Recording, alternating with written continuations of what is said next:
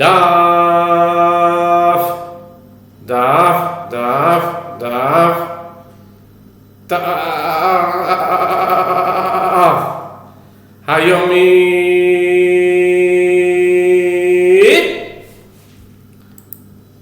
Page 38 of Tractate Shevuos. Shevuos Daf Lamed Ches Amid Aleph. At the top of the page with the words Rather, no inference is to be learned from the Mishnah. Shevuos Apikadon Ketzad. The Mishnah teaches what is the case of an oath on a deposit.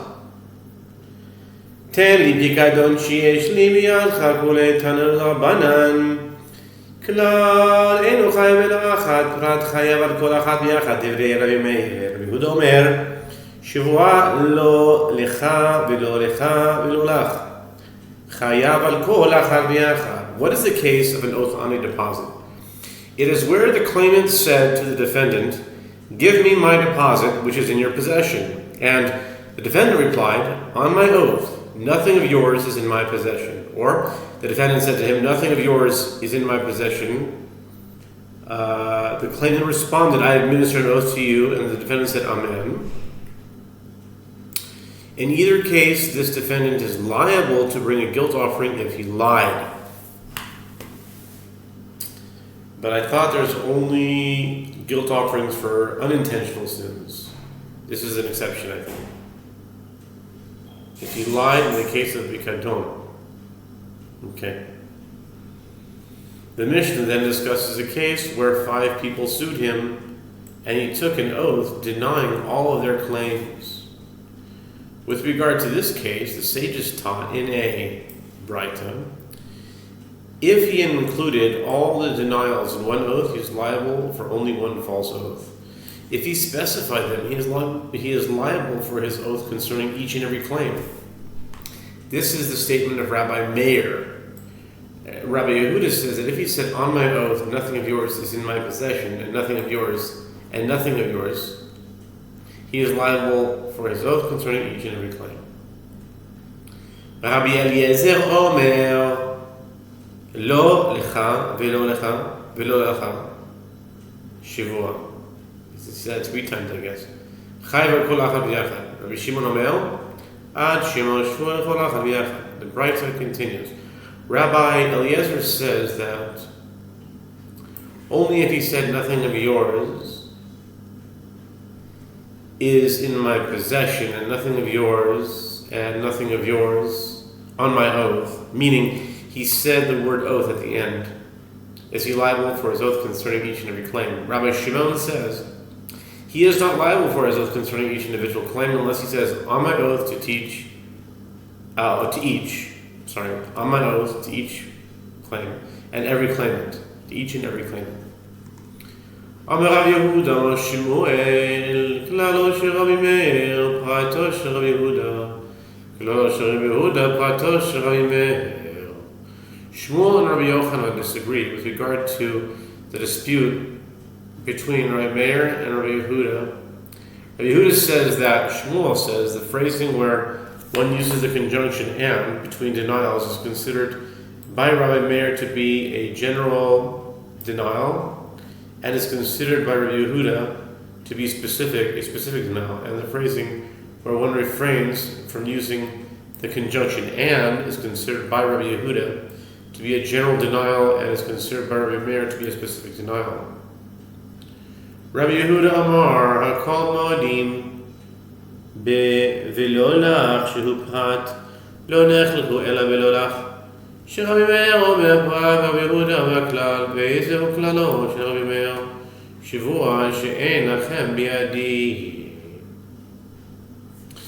And Rabbi Yochanan says all concede in a case where the defendant says, "And nothing of yours," that it is considered specific and that he is liable for his oath concerning each claim, even Rabbi Meir. They disagree only with regard to a case where the defendant said "nothing of yours" without the conjunctive. And as Rabbi Meir says, it is considered specific, and Rabbi Yehuda says it is considered general. And what is the case of a general denial according to Rabbi Meir, where one is liable for only one oath? It is the case where the defendant says in the plural, on my oath, nothing of yours is in my possession. B'mai kamiflegi, Shmuel daig mibraisa, Rabbi Yochanan daig mimas Nisan. Shmuel daig mibraisa, midikam Rabbi Yehuda v'lulach, v'ata v'miklal dishame Rabbi Meir, de'amar klal have ve'amar la Rabbi Yehuda, prate have. The Gemara asks, with regard to what do they disagree, that they explain the opinion of Rabbi Meir differently. The Gemara responds, Shmuel inferred his explanation from the Braita, and Rabbi Yochanan inferred his explanation from the Mishnah. The Gemara explains, Shmuel inferred his explanation from the Braita as follows. From the fact that Rabbi Yehuda says that the phrase, and nothing of yours is considered a specific denial, for which one is liable for his oath concerning each and every claim, one may conclude by inference that Rabbi Yehuda misunderstood that Rabbi Meir said that it is considered a general denial, and therefore Rabbi Yehuda disagreed and said to him, no, it is considered a specific denial. Rabbi Yochanan Amar Tovai Rabbi Meir Pratabi V'amar le Rabbi Yehuda Belolach Modena Alach Belolach Peligna Alach Ushmuel Adeodile Odie Iflogale Aploge. And Rabbi Yochanan says in response to this inference that the Braita can be explained differently. Both phrases, nothing of yours and nothing of yours, are deemed specific denials by Rabbi Meir. And Rabbi Yehuda said to him, with regard to and nothing of yours, I concede to you that it is considered specific, but with regard to nothing of yours, I disagree with you and consider it a general denial. And Shmuel would respond, if that is so, then why does Rabbi Yehuda state in the Braita the instance in which he concedes to Rabbi Meir? Instead of conceding, let him disagree and state the instance in which they differ. Rabbi Yochanan daik mimas Nisan midikam Rabbi Meir, Shevuos she'elachem miyadi klal habe, miklal di velolach prat habe, di sarkedaitach, velolach klal habe, adi mashkolan, שבוע שאין לכם בידי, נשמיעינן שבוע לולך ולא לך, כל שכן שבוע שאין לכם בידי. The Gemara proceeds to explain the opinion of Rabbi Yochanan, and Rabbi Yochanan inferred his explanation from the Mishnah as follows. From the fact that Rabbi Meir, who is the Tana associated with unattributed statements in the Mishnah, says, if he addressed all the claimants and said, on my oath, nothing of yours is in my possession, it is deemed a general denial, one may conclude by inference that a denial phrased, and nothing of yours is deemed specific, as it would enter your mind that Rabbi Meir also deems and nothing of yours to be a general denial, and instead of teaching us that when one states in the plural, on my oath, nothing of yours is in my possession, it is deemed general, let him teach us that when one states, on my oath, nothing of yours is in my possession, and nothing of yours in general, and all the more so it would be clear that when one states in the plural, on my oath, nothing of yours is in my possession, it is considered general. Ushmuel Amar Kol Omer V'lo Lach Ki Omer Shavua She'ein Lachem Biyadi Dami. And Shmuel says that one may interpret the statement of Rabbi Meir as follows. Anyone who says, and nothing of yours, is considered as though he says in the plural, on my oath, nothing of yours is in my possession. Tanan, we learned in the Mishnah, lo lach, tani, lo lach. The Gemara attempts to bring a proof for the opinion of Rabbi Yochanan. We learned in the Mishnah that if the defendant said, on my oath, nothing of yours is in my possession, and nothing of yours, he is liable for his oath concerning each and every claim. that he falsely denied. Evidently, Rabbi Meir deems and nothing of yours to be specific. The Gemara rejects the proof, amend the language of the Mishnah, and teach nothing of yours, nothing of yours, nothing of yours. Tashima ten picadon utishumat yad b'gazal v'yavedat ni tishumat yad b'gazal v'yavedat. The Gemara suggests coming here an additional proof from that which was taught in the Mishnah in the case where the claimant says, "Give me back my deposit and pledge and stolen item and lost item that are in your possession," and the defendant responds, "On my oath, I do not have in my possession your deposit or pledge or stolen item or lost item." He is liable for his oath concerning each and every item. Evidently, by using the conjunction or, Rabbi Meir deems the denial specific, counter to the explanation of Shmuel. The Gemara rejects the proof, abandon the language of the Mishnah, and teach, "On my oath, you do not have a deposit, a pledge, a stolen item, a lost item in my possession." Tashima, ten lichitinu soirin kusmin, teni soirin kusmin. The Gemara suggests coming here another proof. From the Mishnah, the case where the claimant said, "Give me back my wheat and barley and spell that are in your possession," the defendant responds, "On my oath, nothing of yours is in my possession." He is liable for only one false oath. But if he responds, "On my oath, I do not have in my possession your wheat or barley or spelt," he is liable for his oath concerning each and every claim. The Mishnah is therefore counter to the explanation of Shmuel. The Gemara rejects the proof again, amend the language of the Mishnah, and teach wheat, barley, spelt without the conjunction or. V'hai tana kol ha'achid shebesh tani v'azim ela ha'mani rabihi di'amar loshna kezayit v'loshna kezayit u'chezayit ratarabe.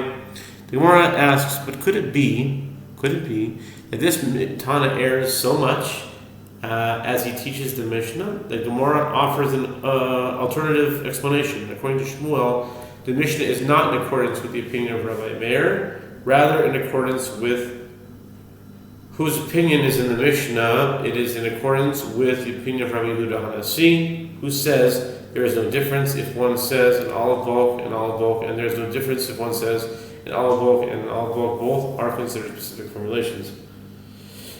Toshimami today, Rabbi Meir Omer, afilu chita sayra v'kusemis, chayav al kol achas v'achas. Tenei sayra v'kusemis. The Gemara suggests, come and hear a proof from Rabbi Meir's own statement in the Mishnah. Rabbi Meir says, even if the defendant says, "On my oath, I do not have in my possession your grain of wheat or grain of barley or grain of spelt," he is liable for his oath concerning each and every claim. Clearly, the conjunction "or" renders the denial specific according to Rabbi Meir, counter to the explanation of Shmuel. The Gemara rejects the proof. Amend the language of the Mishnah and teach, "On my oath, I do not have in my possession a grain of wheat, a grain of barley, a grain of spelt of yours." My afilu amarav acha bred ravika afilu chita bichlal chitin useoira bichlal seoirin bichusemes bichlal kusmin. The Gemara explains what novelty is there in a case where one takes an oath in this manner that Rabbi Meir says even afilu. Rav Acha, son of Ravika, said, even the singular form for wheat includes much wheat, and the singular form for barley includes much barley, and the singular form for spelt includes much spelt. Meaning, although the defendant refers to the grains in the singular, his denial is referring to all wheat, all barley, and all spelt. Ten li pikadon u'tishumat yad gazel v'yavedah sheyesh li b'yadcha kuleh. Ten li chitin u'soirin amar Rav Yochanan puruta v'nikula mitztarefes. The Mishnah teaches, give me back my deposit and pledge, stolen item and lost item that are in your possession, etc. If the claimant said, give me back my wheat and barley and spelt, and the defendant responds, on my oath, I do not have in my possession your wheat or barley or spelt, he is liable for his oath concerning each and every claim. Rabbi Yochanan says, if all if all of the wheat, barley, and spelt were collectively worth at least one pruta, then even if each type of grain was worth less than one pruta, their total value combines to render him liable. Pligi barav acha v'ravina, chadamar aprati mechayav, aklale lo mechayav, v'chadamar aklale name mechayav. Rav Acha and Ravina disagree with regard to the ruling of the Mishnah. One says that when the Mishnah teaches that one is liable for his oath concerning each and every claim, it means that he is liable for the three specific denials of wheat, barley, and spelt, and he must bring three separate offerings, but he is not liable for the general oath taken at the beginning of his denial. Meaning, when he said, "On my oath, I do not have in my possession," accordingly, the statement of Rabbi Yochanan was said with regard to the previous case in the Mishnah, where the defendant said, "On my oath, I do not have in my possession," and one says that he is liable also for the general oath taken at the beginning of his denial, so that the defendant is liable to bring a total of 4 offerings. Accordingly, even if the grains were worth only one pruta collectively, and the defendant is not liable for any of the specific oaths, the defendant remains liable to bring an offering for the general oath according to Rabbi Yochanan. Okay, v'tanan Rabbi Chia, Hare kan 15 chataos, v'misa 20 havayan. Ha'itana diprati kachashiv, tichlale lo kachashiv. The Gemara questions the second opinion. But didn't Rabbi Chia teach in a Braita, if 5 people claimed from one defendant wheat, barley, and spelt, and the defendant took an oath denying each claim of each claimant, there are then 15 sin offerings here that the defendant is liable to bring. And if it is so that the defendant is liable for the general oath as well, there would be a total of 20 sin offerings that he is liable to bring. The Gemara responds that Tana calculated the defendant's liability for the specific oaths. He did not calculate the defendant's liability for the general oaths. The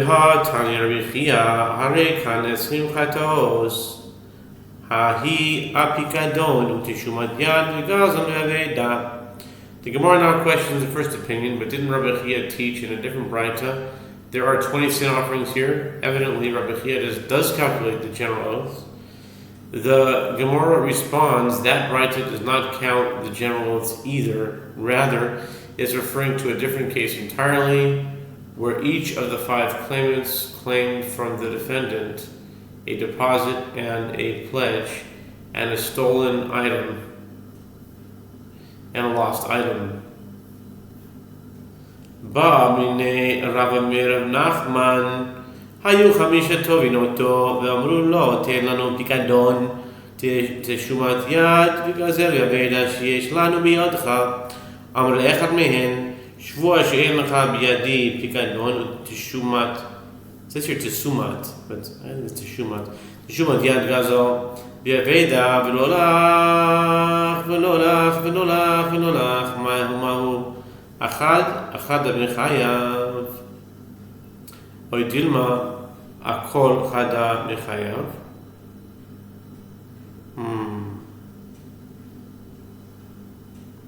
See here. Okay, we're finishing this Amud, but I want to. Yeah, okay. Rava raised the dilemma before of Nachman. In a case where 5 people were suing another, and they said to him, "Give us back our deposit, pledge, and stolen item, lost item that are in your possession." And the defendant said to one of them, "On my oath, your deposit, pledge, stolen item, and lost item are not in my possession, and neither are yours, and neither are yours, and neither are yours, and neither are yours." So the rest of the 4, which make 5 altogether, but only one he said it all out. Is he liable for only one oath for each of the 4 claimants, we said, and neither are yours since these are considered general oaths? Now we turn to 38b. Or perhaps he is liable for his oath concerning each and every claim made by each claimant. Okay, Tashima. The Gemara suggests coming to hear a proof from that which Rabbi Chia taught in Braita. The Tanya Rabbi Chia, Hare Kanes Limchatois Yechidami the Parish, Rabbi Chia Minyana Asa Lishmeinan Ela Lav de Lo Parish Ushma Mina Prata Havi. Come and hear a proof from that which Rabbi Chia taught in Braita. There are 20 sin offerings here that the defendant must bring. The Gemara elaborates, what is the circumstances of the Braita? If the defendant specified each claim of each of the claimants in his oath, does Rabbi Chia come to teach us a number? Obviously, the defendant is liable to bring 20 offerings. Rather, is it not that the Braita is referring to a case where he did not specify an oath to each claimant, but he specified it to the first claimant and said, and neither are yours to each of the remaining claimants, and therefore conclude from the Braita that such a denial is considered specific. Anasta pitati et biti kule. Amar Bechia bar Abba Amar Yochanan my time of Rabbi Shimon hoya the ikar kenas utovea. The Mishnah teaches that if one accuses another that you violated or you seduced my daughter, and the other says, I did not violate and I did not seduce your daughter, to which the father replied, I administered an oath to you, and the defendant says, Amen, the defendant is liable to bring a guilt offering if it is a false oath. Rabbi Shimon deems him exempt from liability for a false oath on a deposit. The reason is that the payment for a rape or seduction is a fine, and one does not pay a fine based on his own admission. Therefore, he is also exempt from bringing a guilt offering for having taken a false oath. The rabbis hold that he is liable since he would have been liable to pay compensation for humiliation and degradation resulting from her being raped or seduced, which are monetary claims. They're not fines. So he would have been. So even if there is an element of fine involved, there's also an element of monetary claims. There are not fines involved as well. Rabbi Chia bar Abba says that Rabbi Yochanan says, what is the reasoning of Rabbi Shimon? Rabbi Shimon holds that since the father is primarily claiming the fine, and his claim due to other payments is secondary, the defendant is exempt from liability. Rabbi Shimon just says that it's more of a fine than anything else, and that's enough to give it to classify it as a laws of a fine.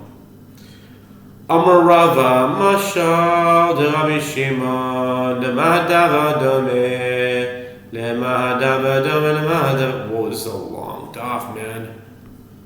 Dude, it calls. Amar Rava Mashal de Rabbi Shimon le Mahadava Dome le Adam Shimon lechaviro ten lechitin useorechin kusmin sheyesh lecha biyadcha. Yamar lo Shevuos she'en lecha b'yadi chitin v'ishtekach dechitin hu delesle ha-sa'oirin v'chusmin isle depatur dechi ishtaba achitin akushta mishtaba. Rava says, to what case is this explanation of the opinion of Rabbi Shimon compared? Is compared to a case where a person said to another, give me back my wheat and barley and spelt that are in your possession. And the other said to him, on my oath, your wheat is not my possession. And it was then discovered that it was only wheat that he did not have, but did he have the claimant's barley and spelt? But he did have the claimant's barley and spelt. In that case, the halacha is that he is exempt from liability for an oath on a deposit, as when he took an oath with regard to the wheat, he took a truthful oath. Amale Abaye midami hasam chitin kan chafarle bisayin mechusrin lo chafarle hacha v'kula milsa hu dika chafarle hala adam ya'el aloma leomer lachaviro ten lechitin sayin mechusrin sheyesh li biyadcha Shevuos she'en lecha biyadi klal l'ishtakach chitin hu telet le ha-se'oirin v'chusmin is le-d'michayav. Abaye said to Rava, are the two cases comparable?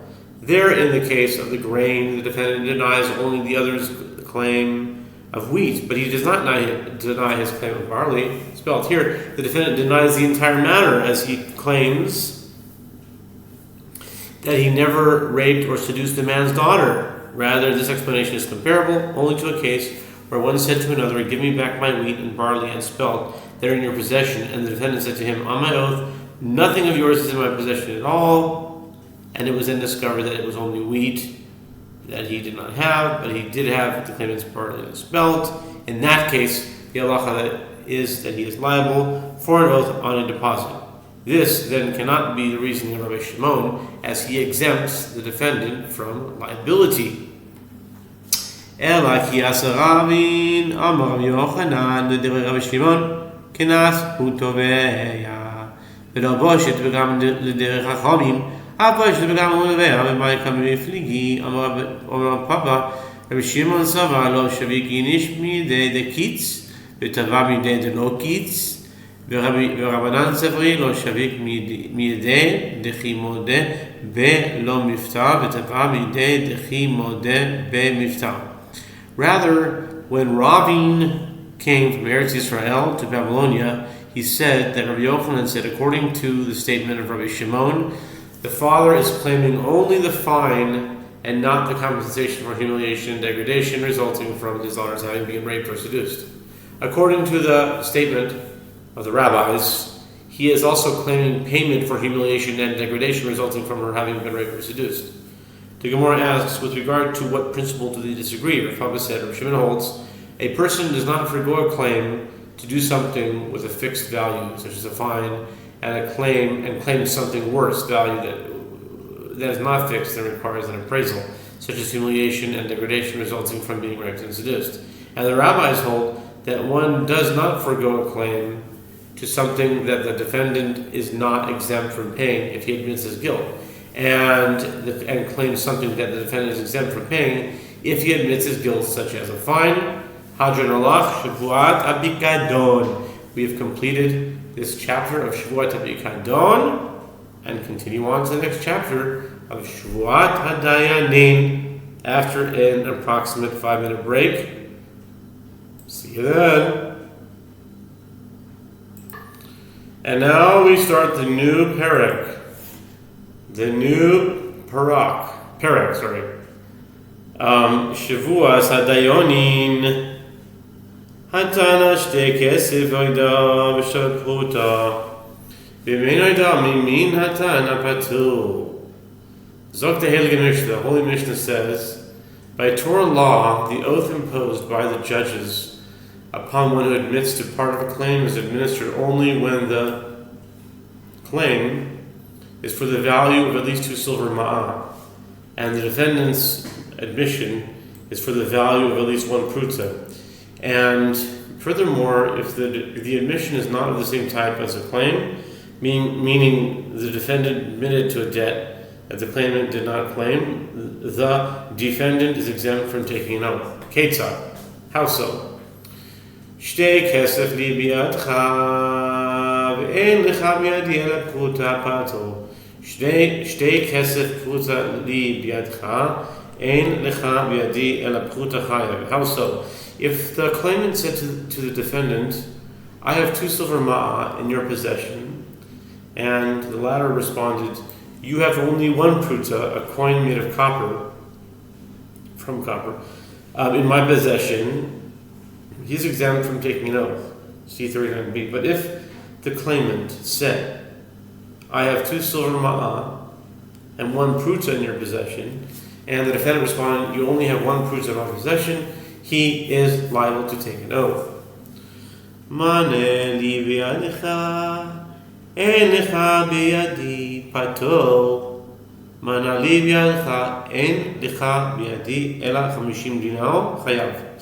If the claimant said, I have 100 dinars in your possession, and the defendant responded, nothing of yours is in my possession, he is exempt as he denies the entire claim. But if the claimant said, I have 100 dinars in your possession, and the defendant responded, you have only 50 dinars in my possession, he is liable to take an oath as he admitted to part of the claim.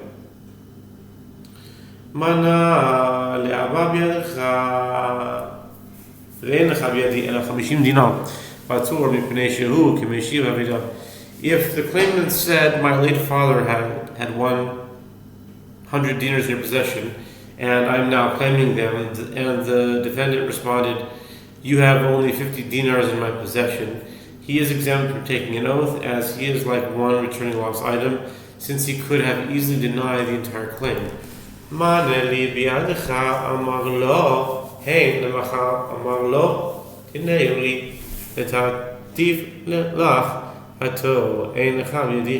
Mishnah discusses other cases where the defendant denies the entire claim. In a case where one said to another, I have 100 dinars in your possession, and the other said to him, yes, I acknowledge that claim, and the next day the claimant said to him, give the money to me, and the defendant responded, I already gave it to you, he is exempt. But if he responded, nothing of yours is my possession, meaning he denies that if that ever existed, he is liable to pay, as he already admitted that he owed to him the amount.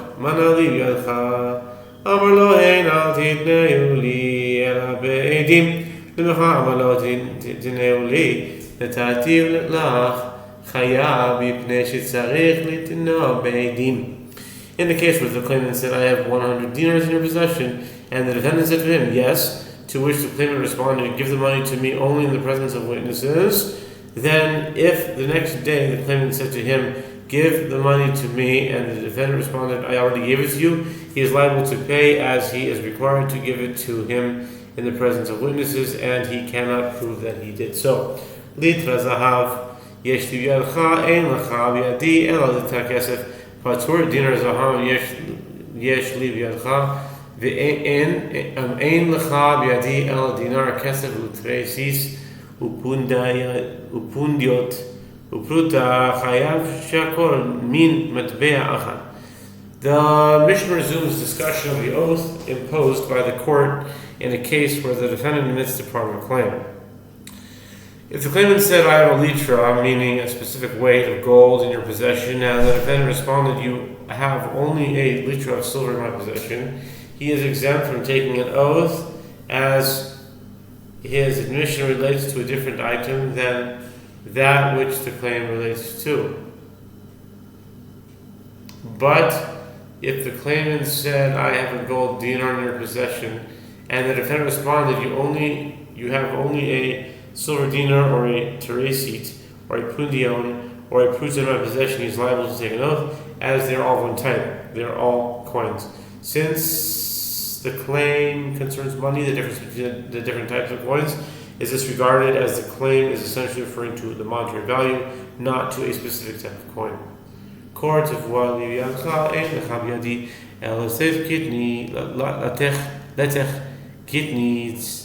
kitnit patur kor peros libcha ein lecha b'yadi ela letech kitnis chayav shekitnis bichlal peros. Okay. If the claimant said, I have a quart of grain in your possession, and the defendant responded, you only have a half a quart of legumes in my possession, he is exempt. But if the claimant said, I have a quart of produce in your possession, and the defendant responded, you only have a half a quart of legumes in my possession, he is liable, as legumes are included in produce.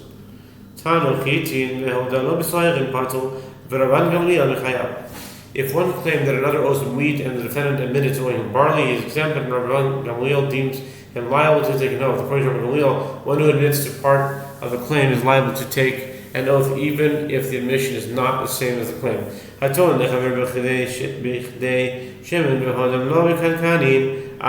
omer hoil v'hodalo miktzat mimin hata'ana yeshava.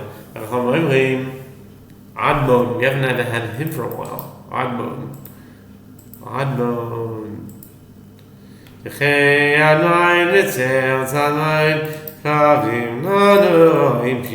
Maybe we had it back in Chalav time. Admon. Okay, Admon Omer. Hoy Hoydelo Mixas Minatana Yeshua Mechomim. And Hoydelo Minatana Royani is Divrei Admon. I see the words of Admon. That reminds me of what Yehoshua said. I see his words in Rosh Hashanah. I see his words. One who. See here, Admon.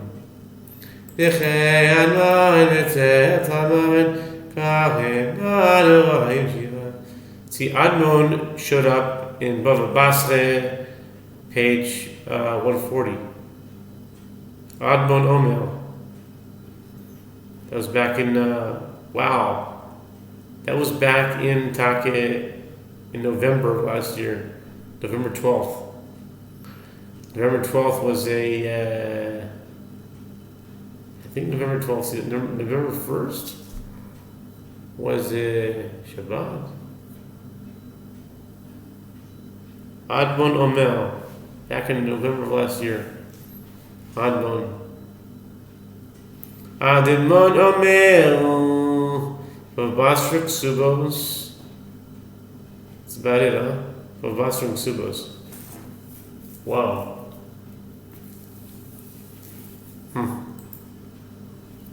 Adon says, with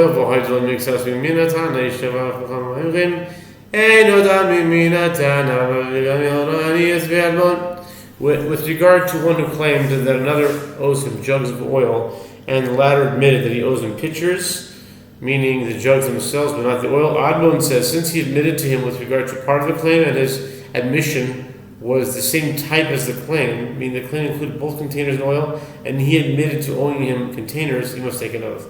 And the rabbis say the partial admission in this case is not the same type as the claim, as he completely denied owing oil. And Rabbi says, I see the statement of Admon as correct.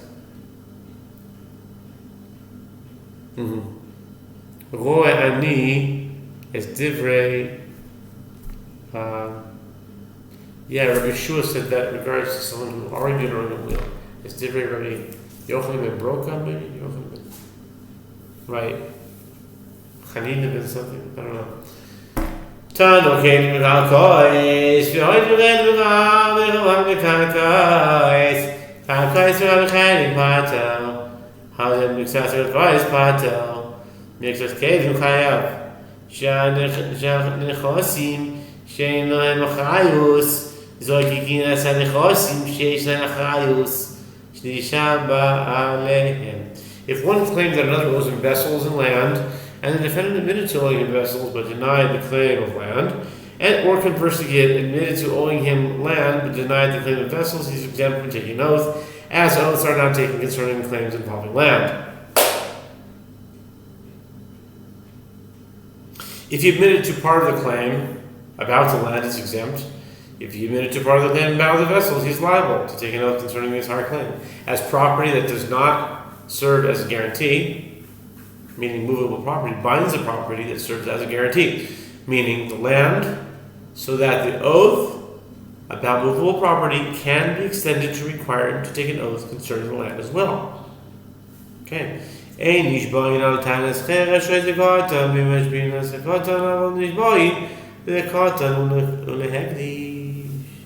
One does not take an oath concerning the claim of a deaf mute, an imbecile, or a minor, and the court does not administer an oath to a minor, but one does take an oath to a minor or to a representative of the temple treasury with regard to consecrated property.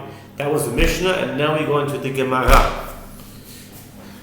Hechi mashbina le amar Yomara mashbina to v'shvua ha'amura b'Torah dichtiv ashbiacha v'Hashem Elokei Hashemayim. How does the court administer an oath to someone who is liable to take an oath? Rabbi Yehuda says, the Rav says, the court administers to him the oath stated in the Torah, as it is written in Abraham's instruction to his servants, and I will make you swear by the Lord, the God of heaven. Genesis 24, verse 3. Amar le Ravina Lavashi keman, Rabbi Chanina bar Idi, de Amar be'enan shema miyuchad. Ravina said to Rashi, in accordance with whose opinion is Rav's statement, is in accordance with the opinion of Rabbi Chanina bar Idi, who says that when one is liable to take an oath, required to take it using the ineffable name of God. Amar le afilu temer Rabbanan. Rabbi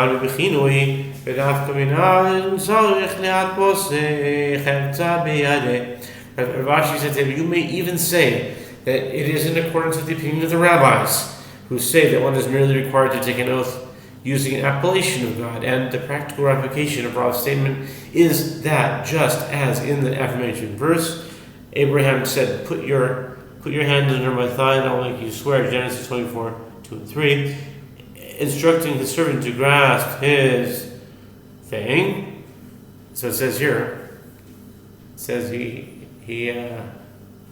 instructed the servant to grasp his organ, which is considered sacred to some degree, so too. In oath administered by the court, one must grasp a sacred item in hand while taking the oath.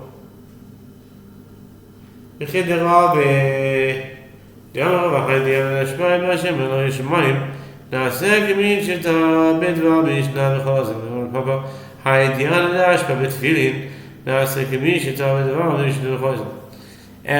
this is in accordance with the opinion of Rava, as Rava said. This judge who administers an oath by the Lord, the God of heaven, without instructing the litigant to grasp a sacred item, is considered like one who made a mistake with regard to a matter that appears in the Mishnah, in which case his ruling is revoked, and the litigant must repeat the oath. And Rav Papa said this judge who administers an oath in which the litigant grasps phylacteries, not a Torah scroll, is considered like one who made a mistake with regard to the matter that appears in the Mishnah, in which case his ruling is revoked and the litigant must repeat the oath. The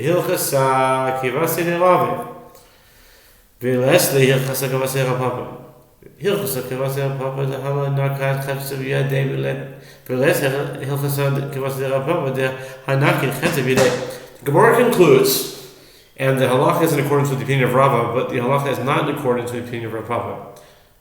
The halacha is in accordance with the opinion of Rava that if the litigant merely took an oath using the ineffable name of God, he is required to take another oath, as he was not grasping any sacred item in his hand. But the halacha is not in accordance with the opinion of Rav Papa that if the litigant was grasping phylacteries, he is required to take another oath, as he was grasping the sacred item in his hand, even though it was not a Torah scroll. Shevuos me'umad. Tamid Chacham Yushav, Shevuos b'Sefer Torah, Tamid Chacham lechatchila b'tefillin. One takes an oath while standing, but a Torah scholar takes an oath while sitting. One takes an oath grasping a Torah scroll ab initio, but a Torah scholar may take an oath grasping phylacteries ab initio. Tanu Rabbanan, Shevuot hadayanin afhi b'lishon hanemcha. The sages taught in Braita, an oath imposed by the judges may also be recited in its language, meaning in any language spoken by the one taking the oath. It is not required that the oath be in Hebrew. Before he takes the oath, the judge will say to him, "Be aware